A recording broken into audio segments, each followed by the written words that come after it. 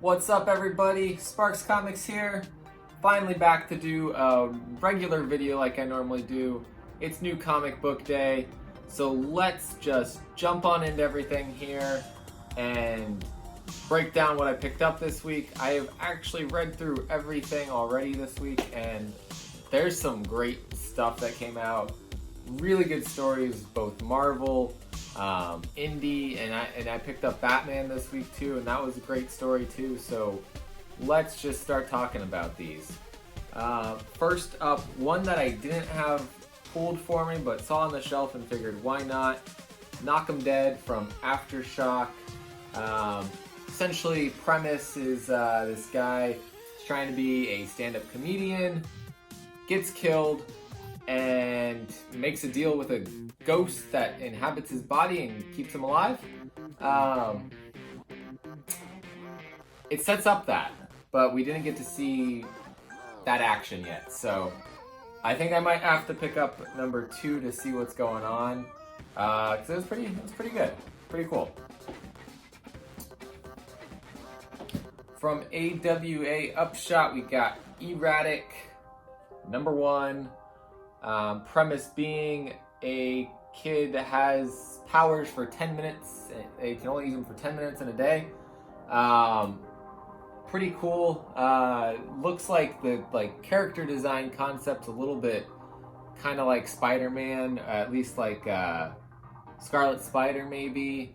But I like this a lot. It's a 5-issue miniseries from Cara Andrews, who did some covers for Miles Morales.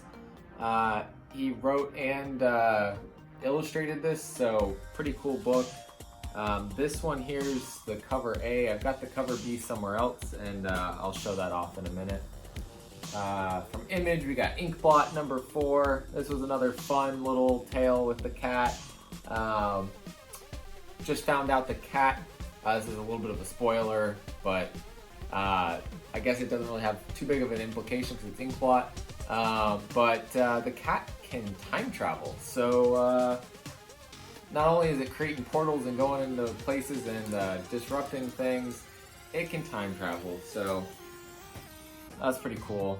We got Union number 1. First team appearance of the Union and first appearances of Snakes, Britannia. I'm blanking on the other 2. Kelpie, I think, is this one, and the Choir and Kelpie, one or the other. But this was pretty interesting. Wasn't intended to be King in Black tie-in, was intended to be an Empire tie-in. But again, it's one of those situations where we've got this new team of mostly new characters. We got Union Jack in this also, who's an established character. We saw this kind of thing pop up with New Agents of Atlas, so it's worth at least picking up a copy of to hold on to for the future. But it was a decent story. It wasn't anything special, but it was a decent read. Thor number 10, we got Donald Blake there on the cover. Really great story. Something potentially big happened in here. So definitely worth checking out. The book, besides King in Black, the book of the week, I think, for Marvel, Daredevil number 25. Big things happened in this. This whole run has been so good. Chip Zdarsky's been an amazing writer on this, and so I think where he's going with this is going to be excellent. I don't think the change that happened in this is going to be long term, but I do think it's a really cool character concept of what they did, and so I'm in. I'm all in on that. And so I also picked up the 1 in 25, or sorry, the Nullified here, and the 1 in 25 La Roca cover here. Both great covers. Did not pay eBay prices for them, so super happy to get those. Here is the other cover that I picked up for the Union. I thought this was just a little funny like comic cover, especially Snakes. Just saying, you know, I am Snakes, they call me Snakes.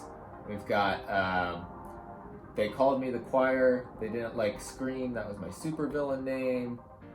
I'm Britannia, there was a time I symbolized all that was bright and good about Britain. Times change. And I'm an ancient water demon, but they call me Kelpie because it appears to the target demographic. So clearly that whoever's, you know, kind of managing this team is trying to market the team also. It's from reading the book, it sounded that way too. We got Champions Outlawed number 3. Oh, the end panel for this is freaking awesome. No better way for them to have tried to disrupt Cradle than what was written into this. So super happy about that book this week too. Like I said, I got Batman 104. There's the other E-Ratic cover. This is a Deodato Jr. cover. This is the one that makes me more think of Ben Reilly's Scarlet Spider. Just with the hood and all of that and the posing.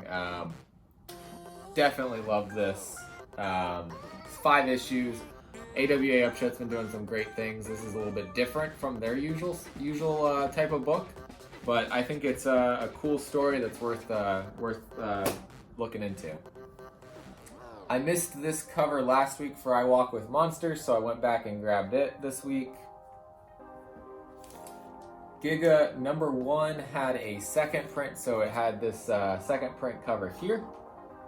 But even cooler is their foil second print. And they've been doing this on all of their books that they do a second print on. Knull had this. I think there was another one from Vault that got this treatment.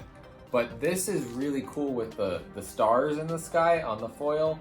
I think that's just a phenomenal cover to turn foil. Firepower number 6. Oh my god, his story, phenomenal. I know I'm saying that about a lot of books this week, but the best way to say this is don't accidentally flip further into the book. Flip one page at a time. There's probably 2 big reveals that happen in this, so do not let yourself accidentally flip too far. It's a great book. Robert Kirkman's been doing such a good job on this. I'm super happy that this is kind of how the first story arc ends. And so if you haven't read Firepower, start picking it up at issue number 7. Maybe go get the trade, or see if your shop still has the first couple issues. I think it's worth the read. Kirkman is a great storyteller.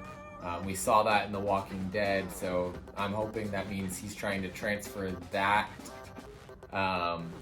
level of storytelling into a new book. And if he does, I think Firepower is going to be a great long-term book.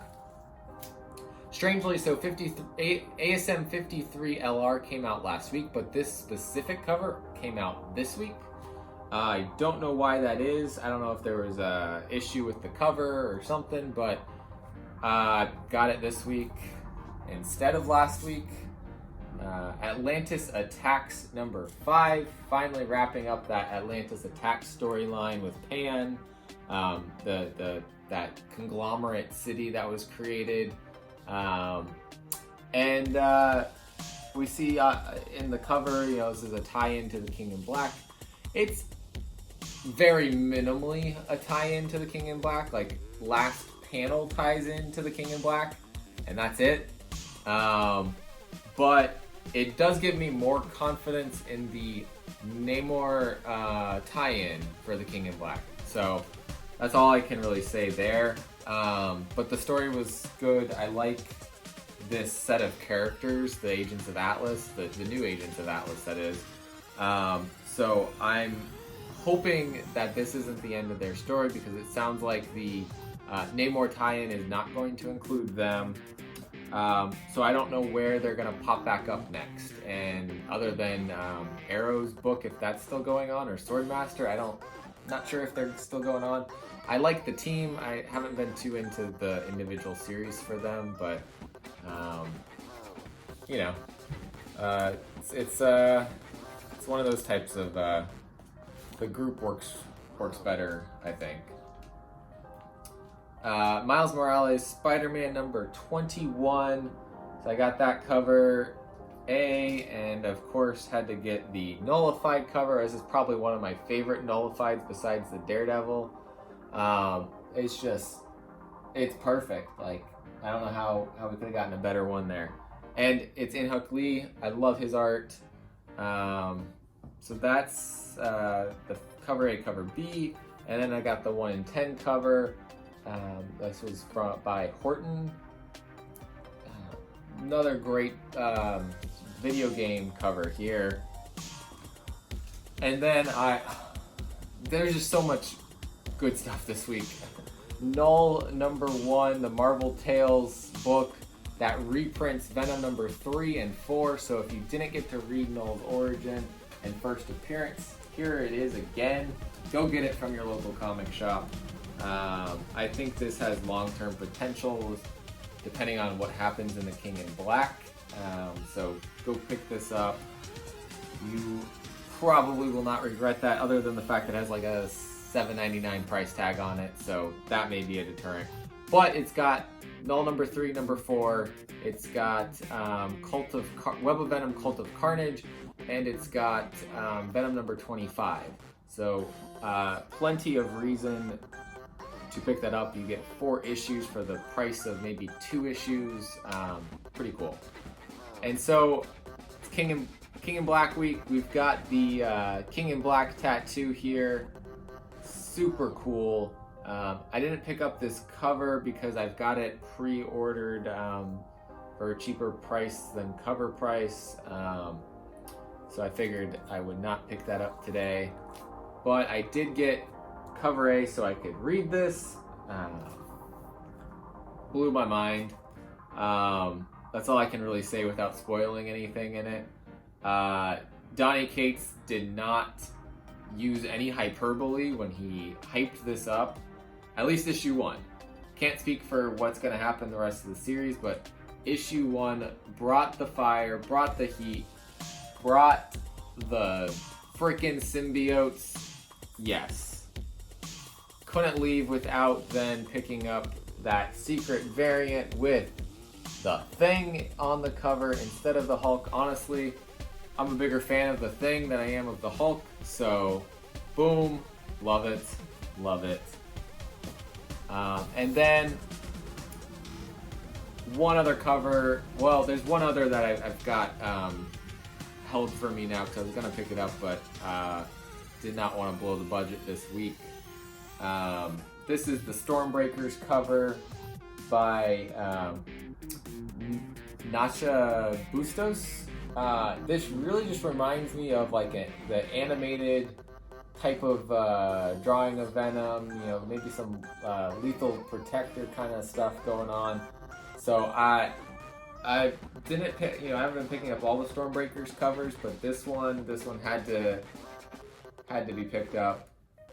Definitely looking forward to Ivan Coelho's cover for Spider-Man 54. It might be next week or the week after, so keep an eye out for when 54 drops, because that'll be another Stormbreakers.